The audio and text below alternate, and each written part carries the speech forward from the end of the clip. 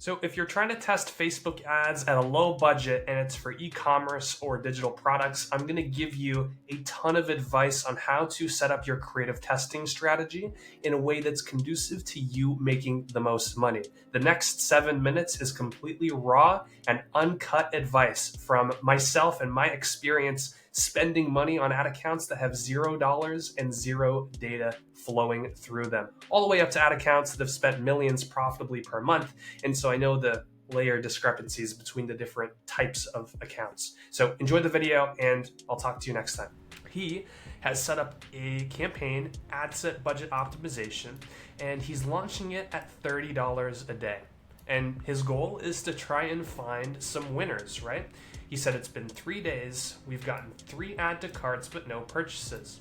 The question, should I increase the budget or add more creatives to test?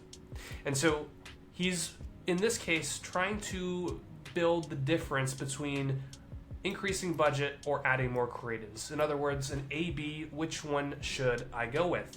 And I needed to ask some questions here to get the full picture, but ultimately the answer that I gave him had nothing to do with either of these two things. And so I asked what the average order value or customer lifetime value was for his product. He replied back that AOV is 99 and lifetime value would be about 200. And then I went ahead and I said, hey, look, based on those numbers, you're going to have to spend $800 over 5 to 7 days before you can judge the performance of any creative test. And that is based on his $99 average order value. You might be thinking, well, why do I need to spend so much on a creative test? Can't I just turn it off early? Yes, you can, but you're not going to have the confidence in the data that will help inform your future decisions. In other words, you could be missing out on a ton of profit. And so why I particularly suggested $800 is because if you have at least, $100, $120 a day in daily ad spend, if your ads are profitable, there's a good chance that each day you're going to be able to get a sale. And Meta recently changed their learning phase from 7 days and I believe it was 50 conversion events. I might be completely wrong about that, but they recently changed it to 3 days and 10 conversion events. And so if he was able to get 10 sales at $1,000 and he was able to spend, let's say, $300-$400 on that to get to that point, then he would exit the learning phase and the ads would optimize at a much higher degree and much quicker. And so that's why I particularly suggested $800 over to 5 to 7 days. There's also another reason why I suggested this particular time window. And the reason is standard volatility, and especially when you're not spending a lot of money. And look, I know to a lot of you out there listening, $800 is a lot of money to spend on a test. But after working in ad accounts that are spending 0 all the way to millions, I know what a lot of money looks like on a test, and $800 is not it. A lot of money would be like $2,000-$3,000 plus.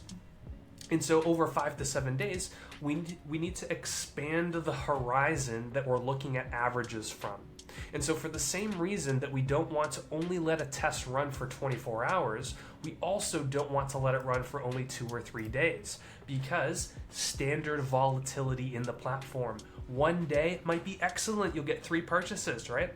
And you'll think, oh, these ads are crushing.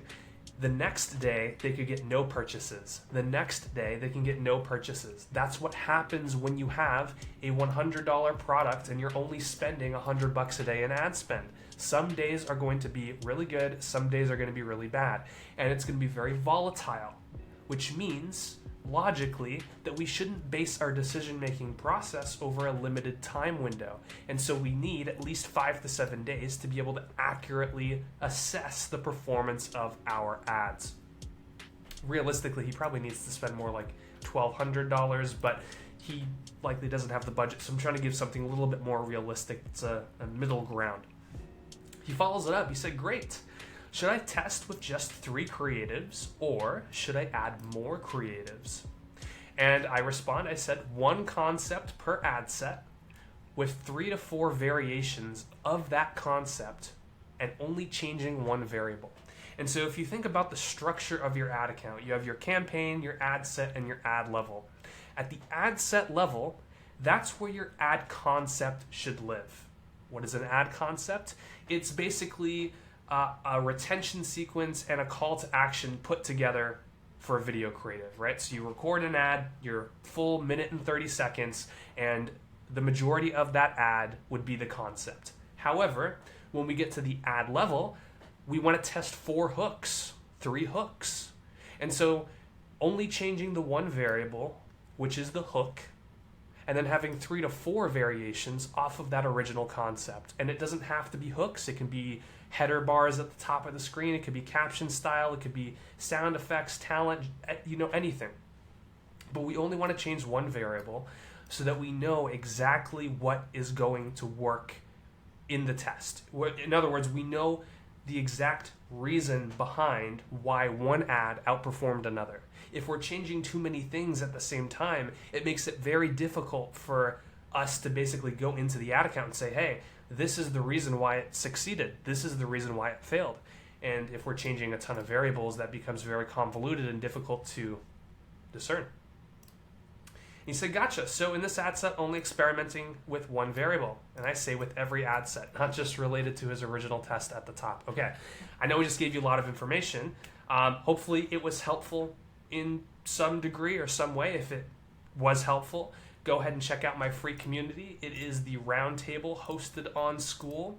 You go to the About page, it has some information, and it's completely free to join. You get access to my Meta Ads Masterclass, which is everything that I've learned after spending $80 million on ads over the past 7 years for huge clients like Steve Harvey and EA Sports, all the way down to no-name ad accounts with a fresh pixel and zero data.